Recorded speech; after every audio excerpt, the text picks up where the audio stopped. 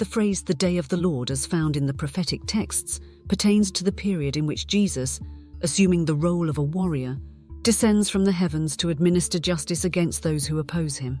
While some commentators treat these references as poetic exaggerations, a careful examination of the actual prophecies and the New Testament interpretation of these texts leads us to conclude that they must be taken literally. Jesus, the Messiah in the flesh, will actually come down from heaven to execute judgment against the wicked of the world.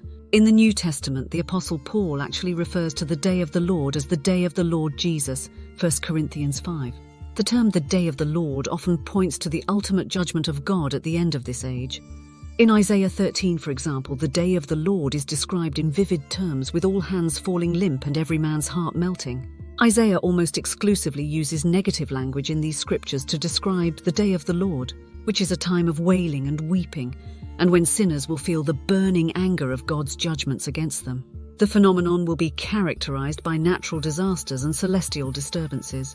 Later, the prophet Ezekiel would describe the day of the Lord as a day of clouds, a time of doom for the nations. Obadiah describes it as the day when all of the injustices committed against Israel will come back to those who inflicted them. In Isaiah 34, the day of the Lord is cast as the day when the Lord will punish the Gentile nations for their mistreatment of Israel.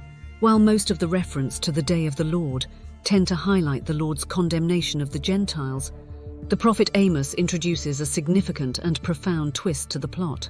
He warns Israel not to long for that day, as it will also be a time of tremendous pain, chastisement, and thus darkness for Israel. In conclusion, the scriptures teach that in the last days there will be a period of great pain and suffering for the whole world. As the unfolding drama of prophecy ensues, a central theme emerges: the discipline of God's chosen people. In the crucible of tribulation and trials, a refining process takes place, guiding his people towards spiritual maturity and unwavering faith.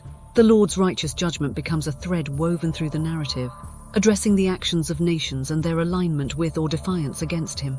This divine assessment serves as a reckoning, a pivotal moment where accountability meets justice. A decisive aspect of the Lord's objectives involves the eradication of evil on the global stage.